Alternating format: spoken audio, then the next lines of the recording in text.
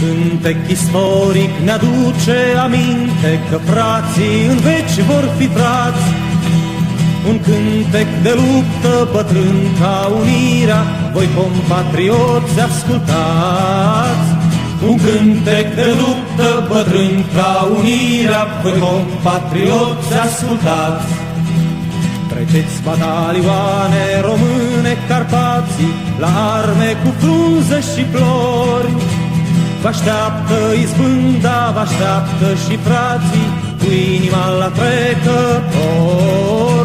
Vă așteaptă izbânda, vă așteaptă și frații, cu inima la trecător. Ardalul, Ardalul, Ardalul ne cheamă, nădejdea e numai la noi. Sărută-ți copile, părinții și frații, și apoi să mergem la război. Sărută-ți copile, părinții și frații, și apoi să mergem la război. Înainte, înainte, spre Marea Unire, hotarul nedrept să-l zdrobim.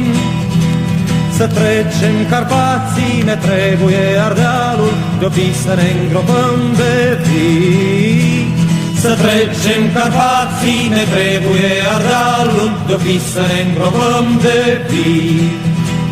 Nu să vii făcură unirea cinim, spre Alba cu toții mergeam.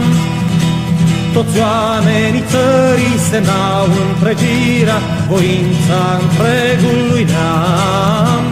Toți oamenii țării semnau întregirea, voința întregului neam. Cu toții eram regimente române, Moldova, Muntenia, Ardeal. Fireasca unire cu patria mumă ne-a fost cel mai drept ideal. Fireasca unire cu patria mumă ne-a fost cel mai drept ideal.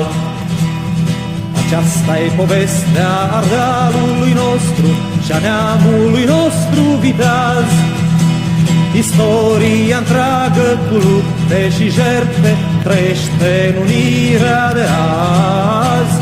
Istoria întreagă cu lupte și jertfe trăiește în unirea de azi. Dreptatea și pacea veghează Carpații și țara e frunze și flori. A noastră izbânda, ai noștri sunt frații, trăiască în veci trei culori. A noastră izbânda, ai noștri sunt frații, trăiască în veci trei culori.